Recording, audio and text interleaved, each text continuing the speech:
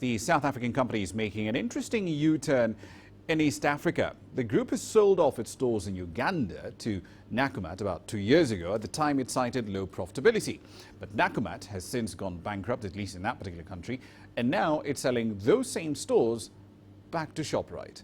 Despite tough trading conditions and setbacks due to regulation and currency shortages in some parts of the continent like Nigeria, the supermarket giant recorded an 11.7% increase in turnover. Sumitra Nydoo has more. Shoprite's new central distribution centre in the Western Cape is part of the group's strategy to improve efficiencies and reduce costs.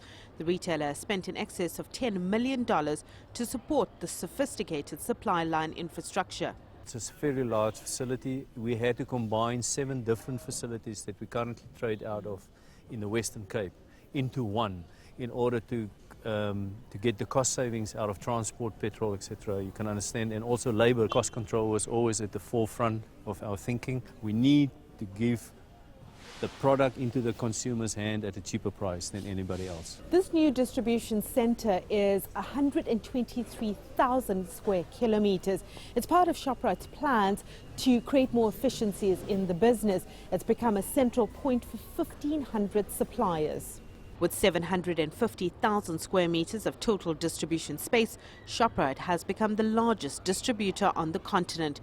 The move to reduce costs has worked well in the current economic environment. We've got the commodity price issue, especially the oil. But I must say that the countries like Angola, together with the IMF, they are making plans to get them less dependent on oil. Even in Nigeria, with the ban on products, the problem currently is to find tenants for your shopping centre, so that's almost come to complete standstill. We're only going to open 2 more stores this year in Nigeria. Despite going through a tough time in East Africa in particular, Shoprite is getting back into the Ugandan market, where the now bankrupt Nakumatt is closing shop. We are actually taking some of their stores over now in Uganda as we speak, and the business is up for sale at the moment. They're greatly indebted. 5-6 years ago, that was a hugely successful business. Now the debt have caught up with them. There could be more changes for the Shoprite Group as merger talks are back on the table. International furniture group Steinhoff wants to join forces with Shoprite. A deal fell through earlier this year, but it seems like it's back on the table. We are supportive of the transaction, but what is much different to what was on the table originally in January is that Shoprite will still stay a listed entity. We will still drive our own strategic drivers, and we will make sure that we deliver to our stakeholders and shareholders what they expect from us.